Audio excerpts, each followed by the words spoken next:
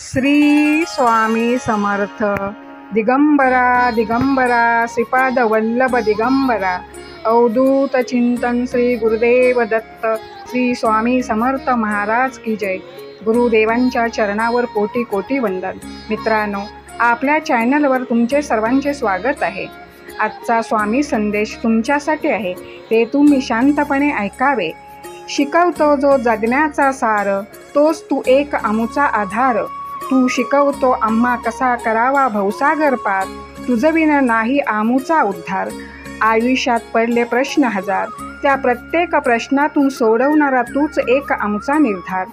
काहीच मिळत नाही या जगात मेहनत शिवाय, आपली स्वतःची सावलीही मिळत नाही उन्हात गेल्याशिवाय. म्हणून बाळांनो, आपली स्वप्न पूर्ण करायची असतील तर मेहनत करा, तुमची स्वप्न पूर्ण होणारच. स्वामी सांगतात, देव इतका वेडा नाही. अगरबत्ती लावण्याने, नारळ फोडण्याने आणि घंटा वाजवल्याने तुमच्या सर्व इच्छा पूर्ण करेल आणि आयुष्यातील सर्व दुःख दूर करेल.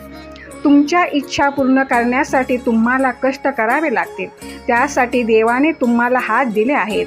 आयुष्यातील दुःख दूर करण्यासाठी तुम्हाला दुसऱ्यांच्या आयुष्यात आनंद निर्माण करावा लागेल. आणि यासाठी तर देवाने तुम्हाला माणूस म्हणून जन्माला घातले. यापेक्षा आणखी काय देव देणार. ना कुणाची स्पर्धा असावी, ना कुणाचा द्वेष असावा, ना कुणाच्या पुढे जाण्याची आकांक्षा असावी. फक्त स्वतःला सिद्ध करण्याची जिद्द असावी. ध्येय दूर आहे म्हणून रस्ता सोडू नका. स्वप्न मनात धरलेले कधीच मोडू नका. पावलोपावली येतील कठीण प्रसंग, फक्त ध्येय पूर्ण होईपर्यंत हार मानू नका. नेहमी मन निर्मल ठेवा व प्रामाणिक राहा. कुणी किती फसवले तरी एक लक्षात ठेवा, प्रामाणिक माणसाच्या पाठीशी नेहमी देव असतो.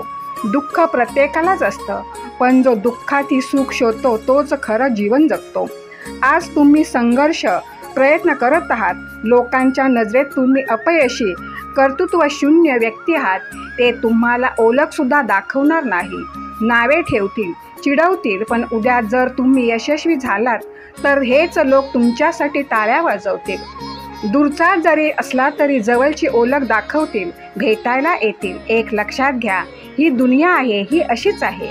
त्यामुळे त्यांच्याकडे लक्ष न देता आपण आपलं कर्म करत राहायचं, कर्तृत्व सिद्ध करायचं आणि स्वतःसाठी, आपल्या परिवारासाठी, आपल्या गुरुसाठी यशस्वी व्हायचं. कोणाच्या वाईट वागण्याने आपलं काहीच वाईट होत नसतं. मिळतं तेच जे आपण पेरलेलं असतं.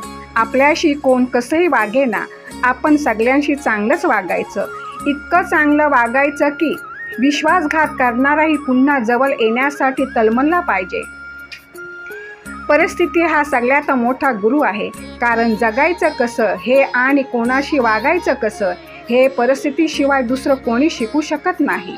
फायदा घेणारे राहतील, आपण ना तत्व बदलायचे ना निष्ठा. ठेवायचा तो फक्त संयम.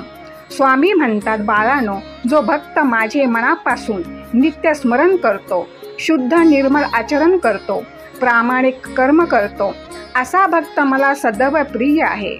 माझा असा भक्त म्हणजेच ईश्वर हे गुणाचा खजिना आहे. अशा भक्तांच्या विश्वासाचा मी कधी अपमान होऊ देत नाही.